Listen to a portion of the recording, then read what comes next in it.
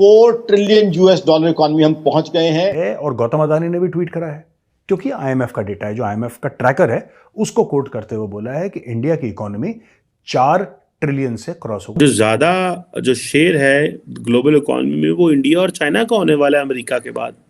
बाकी सारे तो पीछे आ जाएंगे, यूरोप इनकी तो गेम ही खत्म हो रही है। इंडिया की तरक्की का राज क्या है? इतनी तेजी से इंडिया की इकोनॉमी ग्रो कर रही है, समझते बाला था। $200 अरब की इंडिया और अमेरिका की ट्रेड है, तो वो क्यों ना इस एंगल से सोचे इंडिया के बारे में। तो कोई अब ये बहुत कम गैप रह गया है, कुछ बिलियंस का गैप रह गया है भारत की इकोनॉमी और जापान की इकोनॉमी के बीच में, और फिर और कम गैप रह गया है भारत की इकोनॉमी और जर्मनी की इकोनॉमी में।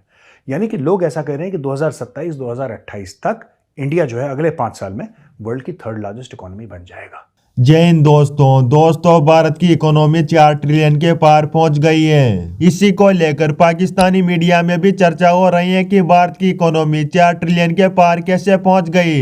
पर दोस्तों, इन पाकिस्तानियों को पता नहीं है 4 ट्रिलियन के पार पहुंचने के लिए कड़ी मेहनत करनी पड़ती है, और पाकिस्तान से तो ऐसी उम्मीद ही नहीं की जा सकती है, क्योंकि पाकिस्तान की सारी मेहनत तो भारत में आतंकवाद फैलाने में चली जाती है। उन्हें आतंकवादियों से फुर्सत मिले तो वो अपने देश के बारे में सोचे। दोस्तों, भारत एक के बाद एक नए रिकॉर्ड बनाता जा रहा है। इसी को देखकर पाकिस्तानी मीडिया काफी जला हुआ है। इसी पर जानते हैं पाकिस्तानी मीडिया का रिएक्शन। एक तरफ हम अगर इकोनॉमी की बात करें तो हम देखते हैं कि इंडिया की जो है वो $4 ट्रिलियन तक पहुंच गई है, जो आज एक न्यूज आई है, और हमारे यहाँ जो है वो महंगाई 42% तक पहुंच गई है। मुझे सख्त दुख हुआ है, आपकी फाइनेंस मिनिस्टर ने ये स्टेटमेंट दी है कि हमें मौका मिला तो एक और लोन लेंगे, और मैंने जब उनकी टैक्स रिटर्न देखी तो $2 अरब की टैक्स रिटर्न है आपकी फाइनेंस मिनिस्टर जून की। लेकिन आरजू, ये आपके पाकिस्तान के अंदर रहने वाले जितने शहरी हैं, हर एक के हाथ के अंदर स्मार्टफोन है और हर एक को पता है यही अलमिया है। बेचारे कर कुछ नहीं सकते, वोट डालते किसी को है, जाते किसी को।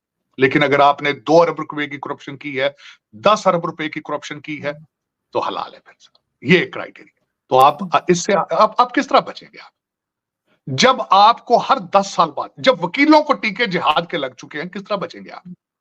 को बचने की शक्ल आपकी है। फिर उसके बाद अगली देख लें। हमारे आर्मी चीफ साहब हैं, उन्होंने कल वो मौलवियों को बुला के जलसा GHQ के अंदर सेमिनार कर दिया।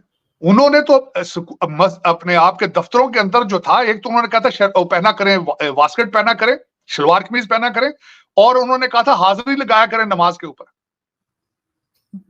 हाजिरी लगाया करें। नमाज पढ़ाते थे लोगों को जूते मार मार के। तो ये पता नहीं फिर ये क्या, मैंने जिस तरह बताया आरजू, जिस तरीके से आपको जूते मार मार के लोगों ने मुसलमान किया था, अब इसी तरह जूते मार मार के नमाजें पढ़ाएंगे। कितना अरसा पढ़ लेंगे इस तरह नमाजें आप मुझे ये बताएं, आपकी मस्जिदों में जूते सेफ नहीं है, टूटियां सेफ नहीं है, क्लाशनकोव की गोलियां चल रही, बम फट रहे हैं, क्योंकि उन्हें पता ही नहीं कि मस्जिद जगह किस जगह का नाम है। ये कहने को तो आप बार बार कहते हैं अल्लाह का घर है, हम अल्लाह की बात कर रहे हैं। टारगेट किलिंग तक हो रही है, मस्जिद के अंदर, मस्जिदों के अंदर बम फट रहे हैं आपके।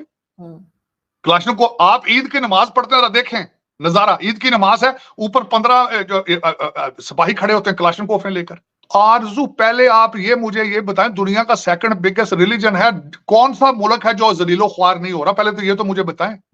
57 मुल्क इकट्ठे हुए रियाज में, सऊदी अरेबिया में, 2 रेजोल्यूशन पास नहीं कर सके। मैच कैसा लगा दोस्तों कल का? ठीक है, अब खुश हो गए सब कुछ? मैं डे 1 से कह रहा था यार, पाकिस्तान को नहीं बुलाना चाहिए, तब पनौती हैं वो लोग। पाकिस्तान में तो पता लगा सबने ट्वीट कर दिया कि हम वर्ल्ड की टॉप इकोनॉमी बन गए, Pakistan is world top economy. Pakistani कर देते हैं ऐसा। मैंने पाकिस्तानी एंकर्स के नाम नहीं लूंगा, बेचारा बड़ा शरीफ सा बंदा है, वो कह रहा है खड़े होके, मैं सिंध में खड़ा हूं और मेरे पैर के नीचे 250 अरब का कोयला है। वो कह रहा है मेरे पैरों के नीचे 250 अरब का कोयला है।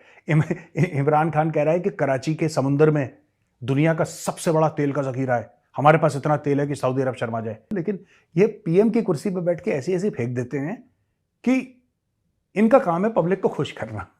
ठीक है, ये पब्लिक को ना ग्लूकोज की डोज दे देते हैं, फिर पब्लिक खुश हो जाती है, फिर कल फिर जलील हो जाती है। लेकिन उतने 1-4-5 घंटे के लिए तो पब्लिक खुश है ना। तो वर्ल्ड कप अब खत्म हो गया दोस्तों। कल 19 तारीख थी, कल ही का थ्रेट था। किसका थ्रेट था भाई? गुरपतवंत सिंह पन्नू, मेरी प्यारी क्यूट लोमड़ी का थ्रेट था कि हवाई जहाज उड़ा दूंगा, ये कर दूंगा, वर्ल्ड कप नहीं होने दूंगा। यार मैं एक बात बताऊं, मुझे बड़ा बुरा लगा यार, कुछ तो करते यार पन्नू।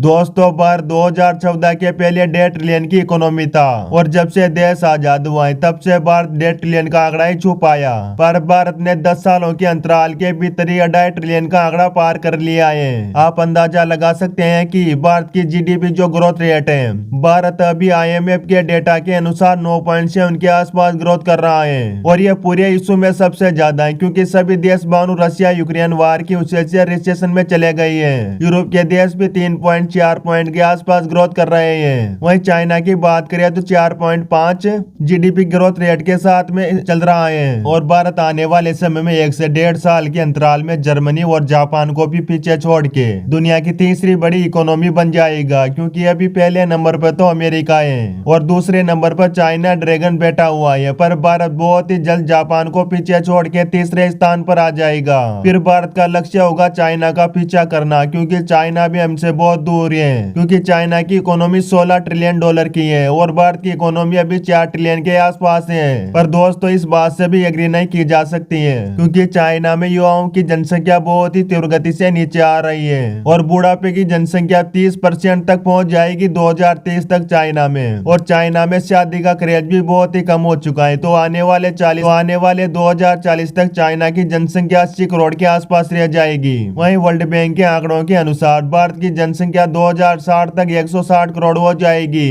अभी भारत की जनसंख्या के गिरने का अभी 50 साल तक कोई रिकॉर्ड नहीं है। तो दोस्तों ऐसे इस टॉपिक पर आपकी क्या राय है, कमेंट करके जरूर बताएगा।